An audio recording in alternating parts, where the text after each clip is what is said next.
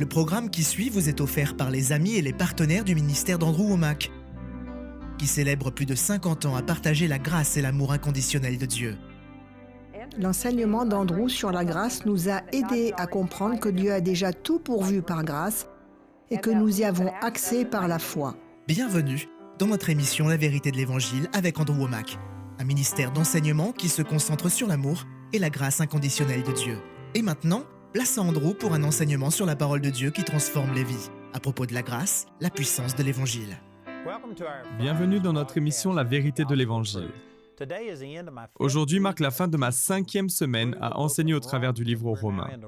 Nous sommes arrivés au chapitre 8 et je vous le dis, c'est vraiment puissant. Il me serait impossible de résumer tout ce que j'ai dit depuis le début. Mais à nouveau, nous avons beaucoup de ressources disponibles. Et j'aimerais rectifier une chose que j'ai dite dans une émission précédente, que le mot « esprit » était utilisé plus d'une vingtaine de fois dans Romains chapitre 8 et seulement une fois dans Romains chapitre 7. Eh bien, j'ai vérifié et si j'avais lu ma propre Bible d'études, j'aurais su que le mot « esprit » a en fait été utilisé 19 fois dans Romains chapitre 8 et je tenais à le corriger. Mais le concept, le point que je voulais mettre en avant était que dans Romains chapitre 7, tout particulièrement les derniers versets, Paul parle de l'incapacité de quiconque à servir Dieu au travers de leur chair, avec leur propre force et volonté. La vie chrétienne n'est pas seulement difficile à vivre, elle est impossible à vivre. C'est au-delà de nos capacités humaines et il faut que le Seigneur vive littéralement au travers de nous. Et c'est ce que Paul dit, ce n'est pas moi qui vis, c'est Christ qui vit en moi. Et voilà ce qu'est la victoire dans la vie chrétienne. C'est apprendre à se détourner de soi-même et arrêter d'essayer de tout régler par nos propres forces et notre propre volonté. Et tout simplement laisser Dieu agir à travers nous. Je vous le dis, ma propre vie est un témoignage de cette vérité. Je ne suis pas parfait dans ce domaine, loin de là. Ce n'est pas ce que je dis. Je ne suis pas arrivé, mais au moins, je suis parti. Mais l'une de mes forces, c'est que je ne me repose pas sur mes propres capacités. Et lorsque je fais face à des situations compliquées, je me tourne vers Dieu en disant « Seigneur, cette situation me dépasse ». Et Dieu agit à travers moi. Il me parle et agit en ma faveur de manière surnaturelle. Je ne suis pas assez intelligent pour avoir accompli toutes ces choses. Certains d'entre vous m'ont entendu raconter cette histoire. Mais ma mère est décédée en 2009, à l'âge de 96 ans. Et juste avant qu'elle meure, elle me posait des questions sur toutes les choses que le Seigneur accomplissait au travers du ministère. Et je lui parlais de toutes les écoles et de tous les bureaux que nous avons ouverts à l'international. Et d'autres choses encore. Et elle était réellement bénie, mais elle a pointé son doigt vers mon visage en disant « Andy, tu sais que toutes ces choses viennent de Dieu. » Et je lui ai dit « Oui, madame, je sais que c'est Dieu. » Puis, comme les mères en ont le talent, elle a ajouté « Tu n'es pas assez intelligent pour avoir accompli tout cela. » Et vous savez quoi? Ça ne m'a pas du tout offensé et je suis d'accord avec ce qu'elle a dit à 100%. Honnêtement, je n'ai pas les capacités pour faire tout ce que Dieu a fait. Nous avons vu des choses extraordinaires. Saviez-vous que ces 5 dernières années et demie, j'ai dépensé plus de 75 millions de dollars sans contracter de crédit, sans avoir de dette. Est-ce que vous réalisez que c'est tout simplement impossible? Et ce n'est pas grâce à ma grande sagesse. Si vous pouviez parler à mes employés, tout particulièrement ceux qui s'occupent de nos finances, je vous garantis que je ne sais pas ce que je fais.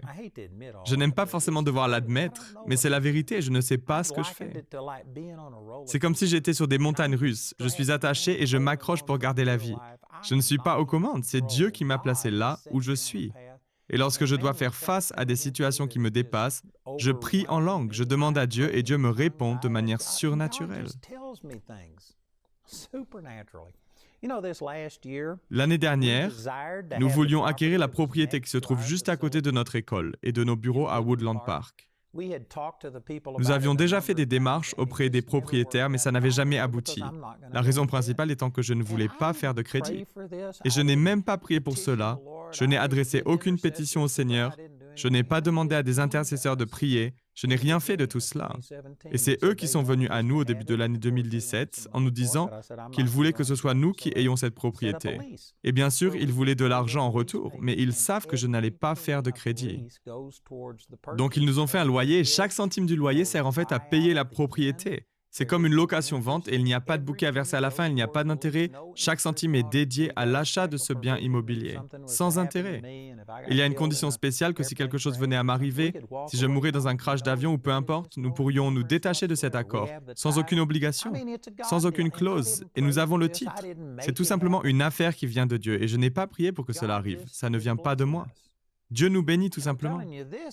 Et à nouveau, c'est ce dont parle le livre aux Romains.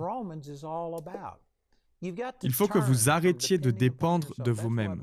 C'est ce dont il est question dans Romains chapitre 7, versets 14 à 25. Paul y raconte que même lui, l'homme qui a écrit la moitié des livres du Nouveau Testament, était incapable de servir et de plaire à Dieu dans sa chair. Il a dû plaire à Dieu par la foi. Hébreux chapitre 11, verset 6 dit que sans la foi, il est impossible d'être agréable à Dieu. Et ce qui est triste, c'est que la plupart des chrétiens, même après avoir reçu le salut, ne marchent pas par la foi, mais par les œuvres et les performances. Et à cause de cela, j'ai mentionné ce verset hier, Romains 8, 1. Il n'y a donc maintenant aucune condamnation pour ceux qui sont en Jésus-Christ, qui ne vivent pas conformément à leur nature propre, mais conformément à l'Esprit. La majorité des chrétiens aujourd'hui vit avec la conscience du péché et dans la culpabilité. Ils ne doutent pas que Dieu soit capable, mais ils remettent en question le fait que Dieu veuille utiliser ses capacités en leur faveur, parce qu'ils vivent dans la condamnation. Mais la foi est ce qui plaît à Dieu, pas vos performances. La foi va influencer vos actions. Si vous marchez réellement avec Dieu, cela va avoir un impact sur la manière dont vous vivez. Et je ne dis pas cela pour vous donner une excuse pour vivre dans le péché, pas du tout. Mais je dis que ce ne sont pas à vos performances que Dieu regarde. Il regarde à votre cœur. C'est lui qui nous a fait. Nous avons été créés en lui et Dieu prend plaisir en nous grâce à ce que Jésus a fait, grâce à qui vous êtes en Christ, et non grâce à vos actions. Et la plupart des chrétiens ne comprennent pas ces vérités et vivent avec ce sentiment que Dieu, au mieux, ne fait que les tolérer. Ils ne comprennent pas vraiment l'amour de Dieu. Ils ne laissent pas l'amour de Dieu se manifester dans leur vie, parce que leur propre cœur les condamne. Un jour, j'apportais la parole à Saint-Joseph, dans le Missouri. Ça fait plus de 30 ans. J'étais dans une église qui, dans leur premier culte de la journée, parce qu'ils en avaient plusieurs, rassemblait 400 ou 500 personnes. J'ai pris la parole et je leur ai demandé « Qui d'entre vous veut plaire à Dieu plus que toute autre chose ?» Et toutes les mains dans cette église se sont levées. 400 ou 500 personnes ont dit qu'elles voulaient plaire à Dieu plus que toute autre chose. Puis je leur ai demandé d'être honnêtes et j'ai posé une nouvelle question. Combien d'entre vous plaisez à Dieu? Et sur 400 ou 500 personnes, seulement 2 mains sont restées tendues. L'une d'entre elles appartenait à une petite fille âgée de 10 ans ou moins. L'autre était celle d'un garçon d'une douzaine d'années. 2 enfants sur 400 ou 500 personnes ont affirmé plaire à Dieu et pourtant, ils ont tous dit que c'était leur désir de plaire à Dieu. Comprenez-vous que si c'est votre désir et si vous n'avez jamais l'impression d'y parvenir, c'est que vous vivez dans la condamnation. Vous avancez dans la vie en vous sentant indigne et en ayant l'impression de ne pas être à la hauteur. Puis j'ai commencé à enseigner à partir d'Hébreux 11:6 que la foi est ce qui plaît à Dieu. Combien de vous êtes dans la foi? Combien de vous avez placé votre foi en Jésus? Et toutes les mains se sont levées et les choses ont commencé à changer. Mais voyez-vous, la plupart des gens n'entrent pas en relation avec Dieu sur la base de la foi en ce que Jésus a fait, mais sur la base de leur propre performance et à cause de cela, ils se sentent condamnés. Mais il n'y a aucune condamnation pour ceux qui sont en Jésus-Christ, qui ne vivent pas conformément à leur nature propre, mais conformément à l'Esprit. Au verset 2, il est dit, « En effet, la loi de l'Esprit qui donne la vie en Jésus-Christ m'a libéré de la loi du péché et de la mort. » Et j'en ai déjà parlé lorsqu'il est dit dans Romains chapitre 6, verset 7, que celui qui est mort est libéré du péché. Il n'est pas dit que vous êtes libre, mais que vous avez été libéré. Il y a une différence entre être libéré et être libre. Vous savez, les esclaves ont été libérés par Abraham Lincoln, avec la proclamation de l'émancipation. Mais nombre d'entre eux ont continué à vivre comme esclaves pendant 1 an ou plus parce que leur maître leur avait caché cette information. Et ils ont continué à être dans l'esclavage. Ils avaient été libérés, mais ils n'étaient pas libres parce qu'ils ne connaissaient pas la vérité. De la même manière, les chrétiens ont été libérés, mais tous les chrétiens ne sont pas libres. D'ailleurs, je pourrais même dire que la vaste majorité des chrétiens continuent à vivre dans la condamnation et la culpabilité parce qu'ils ne comprennent pas que nous ne sommes plus sous la loi, comme il est dit dans Romains chapitre 7, verset 6, « Nous avons été libérés de la loi. » Ils ne savent pas qu'ils ont été délivrés de la loi. Ils pensent toujours devoir mériter par leurs actions l'amour de Dieu et la réponse à leurs prières. Et à cause de cela, il y a toujours des gens qui vivent sous la condamnation et la culpabilité de la loi. 2 Corinthiens chapitre 3, verset 9 dit que la loi était un ministère de la condamnation. La condamnation vient de la loi. Si vous vous sentez condamné, impropre à être utilisé, vous savez que Dieu a la puissance, mais vous n'êtes pas sûr qu'il va la libérer dans votre vie. C'est de la condamnation, et elle vient parce que vous avez une mentalité de la loi. Mais si vous compreniez que ce qui est au centre, ce n'est pas votre chair, ce n'est pas ce que vous faites pour le Seigneur, mais ce qu'il a fait pour vous, alors la loi de l'Esprit qui donne la vie en Jésus-Christ vous libérerait de la loi du péché et de la mort. Qu'est-ce que la loi du péché et de la mort? C'est ce que la loi enseignait. Si vous péchez, vous recevez la mort, la punition, le rejet au lieu de la bénédiction. On pourrait le dire ainsi, que la loi du péché et de la mort fait que Deutéronome, chapitre 28, versets 1 à 14, qui sont les bénédictions, et versets 15 à 68, qui sont les malédictions, sont assujettis à cette loi du péché et de la mort. Si vous péchez, vous recevez les versets 15 à 68, donc toutes les malédictions sans les bénédictions. C'est ce dont il est question ici, c'est la loi du péché et de la mort. Et j'ai mentionné cela l'autre jour. La loi est quelque chose d'universel, de consistant. Elle ne change pas, elle est stable et elle reste la même. Et si vous êtes dans la condamnation, alors à chaque fois que vous péchez, c'est-à-dire souvent, pécher ce n'est pas seulement briser l'un des 10 commandements, mais Romains 14, 23 nous dit que tout ce qui ne provient pas d'une conviction de foi est péché. Donc si vous n'êtes pas dans la foi, si vous cédez à la peur, si vous vous laissez gagner par le découragement, si vous n'êtes pas toujours au-dessus des circonstances en train d'adorer Dieu, vous péchez, vous manquez le coche. On échoue constamment dans certains domaines. Et si vous vous sentez condamné et impropre à être utilisé, cela signifie que vous n'opérez pas dans le vrai évangile. Vous continuez à baser votre relation avec Dieu sur vos performances et ce n'est pas une bonne chose. Une fois que vous basez cette relation sur le Seigneur, alors l'Esprit qui donne la vie en Christ Jésus vous libérera de la loi du péché et de la mort, de la loi du péché et du châtiment, la loi du péché et de la malédiction qui va avec, la loi qui veut qu'à cause de mon péché, Dieu ne répondra pas à mes prières. Vous serez libérés de toutes ces choses. C'est extraordinaire. Ce que je viens de dire est tellement simple qu'il faudrait que quelqu'un d'autre vienne vous brouiller les idées pour que vous ne le compreniez pas. Pourtant, la plupart des gens aujourd'hui ne considèrent même pas ces vérités. Elles ne font pas partie de leur monde et elles ne sont pas possibles pour la plupart des chrétiens. Ils vivent sous cette loi du péché et de la mort, et ce n'est pas une bonne chose.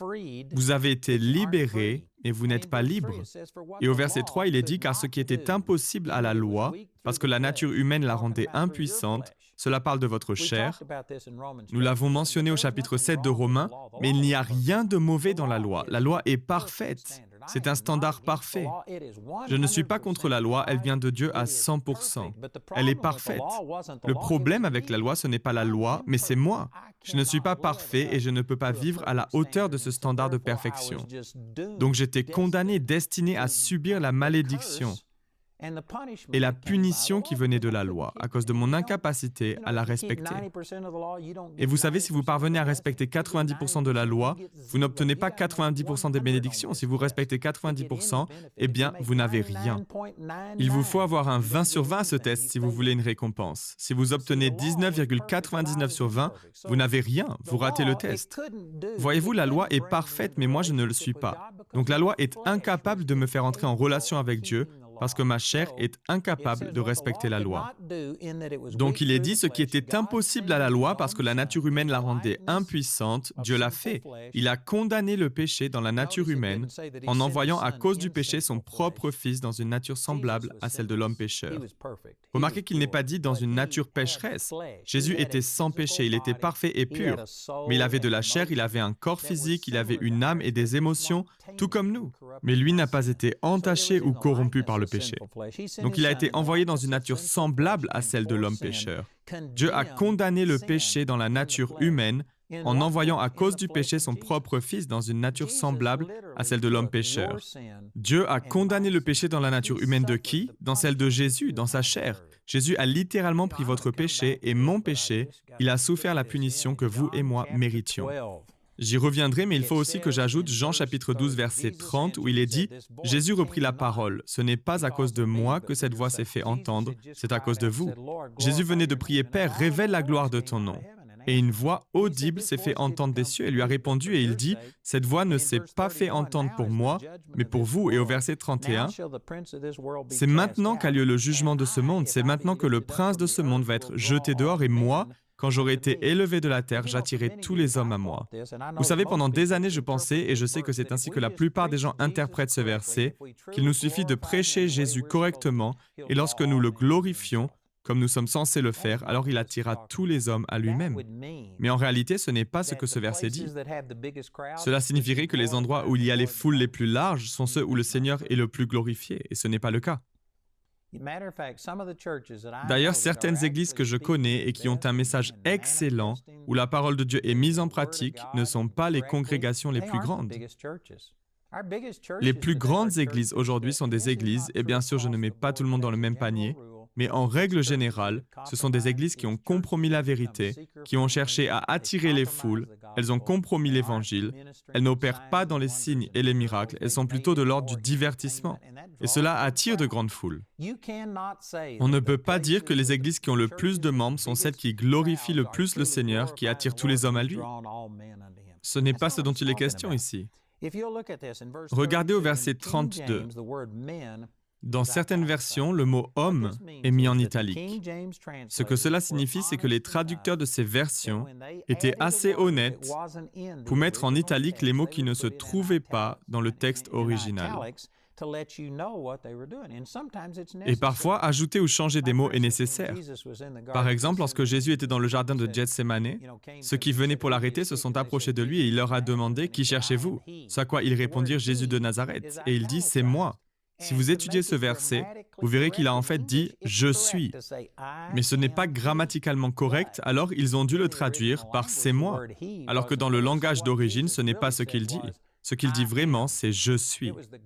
Le grand « je suis » d'Exode chapitre 3, où Dieu a dit à Moïse « Je suis celui qui suis ». Dis-leur que « je suis » t'a envoyé. Donc ce que Jésus a fait, il a simplement dit « je suis ». Et sa gloire s'est manifestée et un groupe entier d'hommes, 60 à 80 personnes, reculèrent et tombèrent par terre. Vous savez pourquoi? Parce que le grand « je suis » a parlé. Vous voyez, lorsque vous comprenez cela, vous voyez que ce n'est pas erroné de dire « c'est moi », comme ça a été traduit, mais l'original a été changé, et lorsqu'on revient à l'original, pour voir ce qui a vraiment été dit, cela ajoute à notre compréhension du passage. Et c'est la même chose ici. « Et moi, quand j'aurai été élevé de la terre, j'attirerai tout à moi ». C'est ce qu'il est dit littéralement. Mais tout quoi? Eh bien, les traducteurs ont simplement mis « les hommes » en pensant que c'est ce dont il s'agissait, mais ça a été rajouté. Si vous le lisez dans son contexte, le verset 31 dit « C'est maintenant qu'a lieu le jugement de ce monde ». C'est maintenant que le prince de ce monde va être jeté dehors. Donc il s'agit ici du jugement de ce monde. Jésus est venu porter notre jugement, notre châtiment, et à ce moment-là, il était temps pour que ces choses s'accomplissent. Il a dit ces choses quelques jours avant sa crucifixion.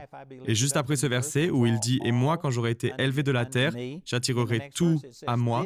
Au verset d'après, il dit par ses paroles, il indiquait de quelle mort il allait mourir. Il ne parlait pas du fait que si on glorifie le Seigneur comme il se doit, il attirerait des foules énormes à vous.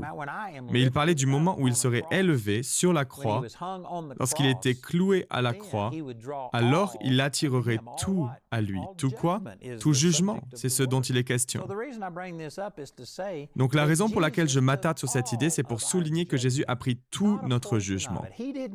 Pas seulement une partie du jugement, il ne s'est pas contenté de souffrir un échantillon de la colère de Dieu envers l'humanité, et nous devons aussi souffrir à chaque fois que nous péchons. Non, Jésus a porté tout notre jugement.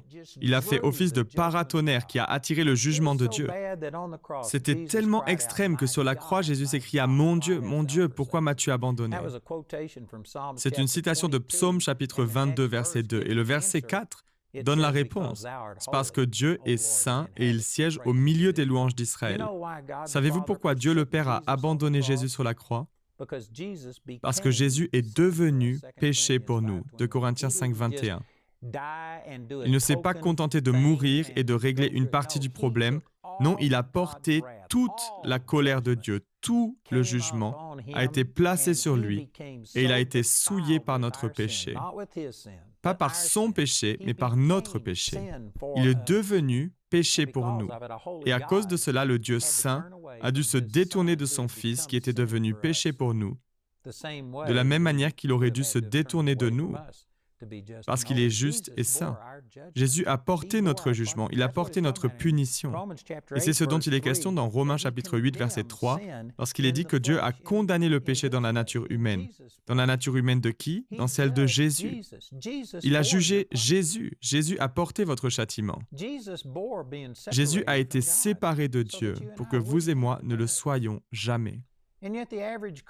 Pourtant, la plupart des chrétiens rampent jusqu'à Dieu afin d'obtenir le salut. Ils obtiennent l'assurance d'être sauvés et ils pensent que ça fera une différence quand ils seront au ciel. Mais qu'ici-bas, dans cette vie, ils pensent qu'ils sont souillés, impies, qu'ils doivent souffrir et se frayer un chemin au travers des difficultés. Et qu'une fois au ciel, tout sera super. Mais ces versets nous disent que c'est pour maintenant. Vous pouvez mener une existence sans culpabilité et sans condamnation à partir de maintenant. Mais il vous faut renouveler vos pensées et marcher dans l'esprit sans baser votre relation avec Dieu sur votre chair et vos performances. Il vous faut comprendre le véritable évangile. Et la raison pour laquelle il a fait toutes ces choses, il est dit dans le verset suivant, « Ainsi la justice réclamée par la loi est accomplie en nous qui vivons non conformément à notre nature propre, mais conformément à l'esprit. » Jésus est mort afin de faire de vous et moi la justice de Dieu. Il n'est pas mort pour nous donner un petit peu de justice, juste assez pour que nous puissions survivre dans cette vie et qu'ensuite, quand nous arriverons au ciel, nous serons rendus complètement justes et nous serons mis en règle avec Dieu. Tout sera OK? Non! Un tiers de votre salut a déjà abouti. Dans votre esprit, vous êtes aussi pur, aussi juste et aussi saint maintenant que vous le serez dans 1 milliard d'années d'ici. Votre esprit est parfait. J'ai déjà mentionné un grand nombre de versets qui appuient cette vérité. La vie chrétienne, ce n'est pas essayer de faire en sorte que Dieu nous donne toujours plus. Vous avez déjà tout reçu dans votre esprit.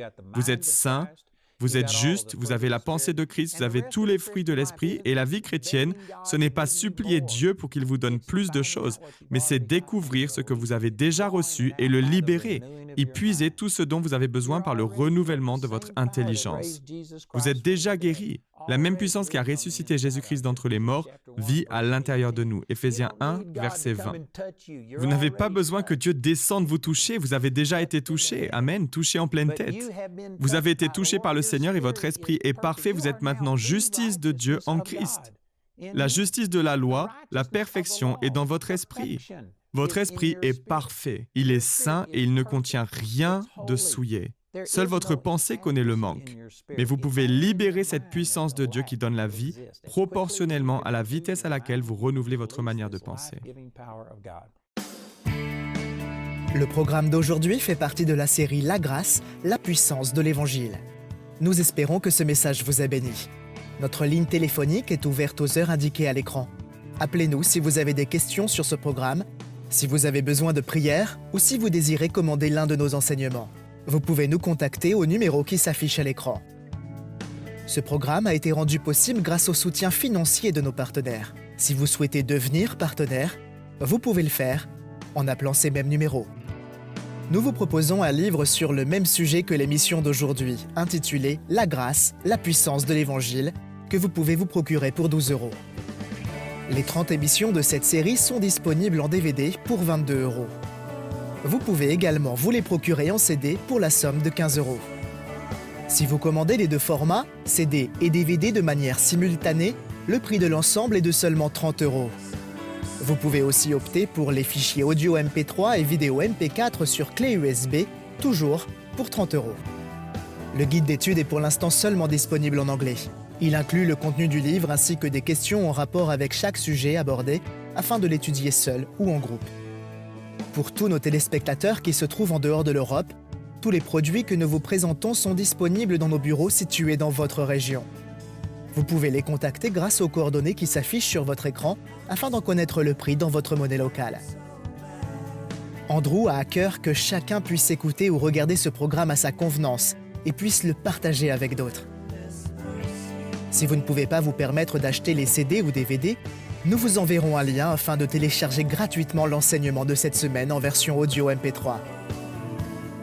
Notez que vous ne pouvez profiter de cette offre qu'en appelant notre ligne téléphonique. Vous pouvez nous appeler dès maintenant au numéro qui s'affiche à l'écran. Nous nous ferons un plaisir de répondre à vos questions, de prier avec vous ou de vous aider à commander l'un de nos enseignements. Notre ligne est ouverte durant les heures inscrites à l'écran. Nos opérateurs téléphoniques répondront en français ou en anglais selon les informations qui se trouvent sur cette annonce. Toutes les ressources d'Andrew en français se trouvent dans les boutiques en ligne des sites internet de nos bureaux affichés à l'écran. Vous pouvez également nous joindre par email en français et en anglais aux adresses qui s'affichent sur votre écran. Nous avons hâte d'avoir de vos nouvelles. La prochaine fois dans la vérité de l'Évangile. Vous savez, si vous m'emmenez à l'aéroport, je ne veux pas que vous le fassiez par la foi. Je veux que vous ayez vos yeux ouverts et que vous utilisiez votre cerveau. Amen. Je ne veux pas que vous conduisiez par la foi, je veux que vous conduisiez par la vue. Donc nous vivons dans un monde physique. Nous sommes obligés de porter une partie de notre attention sur le monde naturel, afin de fonctionner et d'avancer. Mais si ces choses vous dominent au point que vous ne puissiez qu'envisager des réponses physiques, que vous ne puissiez que penser à une façon naturelle de gérer les choses, si lorsque vous êtes malade, vous pensez tout de suite aux médicaments, ou bien que votre première réaction est de vous tourner vers les médecins et que Dieu passe en dernier, c'est charnel, c'est vivre selon la chair. Je ne dis pas que les médecins ou la médecine sont mauvais, mais je dis que si votre première réaction est de vous rendre dépendant de ces choses, et que vous vous tournez uniquement vers Dieu en dernier recours, alors vous êtes charnel, vous vivez selon la chair. Et vous vous affectionnez aux choses de la chair, vous vous concentrez sur la chair. Si votre première réaction lorsque vous êtes dans le besoin financièrement est de faire un emprunt, de faire un crédit ou autre, sans vous tourner vers le Seigneur pour chercher sa volonté, vous vivez selon la chair. Je ne dis pas que c'est un péché d'emprunter de l'argent, mais ce n'est pas le meilleur de Dieu. Et vous pouvez appliquer cela dans tous les domaines. La plupart des gens ne se tournent vers Dieu qu'en dernier recours, et c'est parce qu'ils s'affectionnent aux choses de la chair. Et vous pouvez le prouver parce qu'ils se tournent vers la chair. C'est vers la chair qu'ils se tournent en premier. Ils regardent à l'homme, ils regardent aux capacités humaines. Ils ne sont pas préoccupés par ce qui est de l'esprit. Ils n'ont pas une pensée surnaturelle, ils recherchent une réponse physique et charnelle pour tout. Au verset suivant, il est écrit « Et l'affection de la chair, c'est la mort, tandis que l'affection de l'esprit, c'est la vie et la paix. » Saviez-vous que l'expression « affection de la chair » ici est ce même mot grec « sarx », S-A-R-X, c'est le mot qui a été traduit par « chair » ailleurs. Si vous êtes dominé par la chair, le physique, le naturel, si vous regardez toujours aux gens, aux choses humaines, au lieu de regarder à Dieu, vous êtes charnel. Et il est écrit « L'affection de la chair, c'est la mort ». Il n'est pas dit que l'affection de la chair peut amener à la mort, ou que pour certaines personnes, elle produit la mort. Non, c'est comme une équation. L'affection de la chair égale la mort. Mais l'affection de l'esprit égale vie et paix. Rejoignez-nous prochainement pour plus de la vérité de l'Évangile.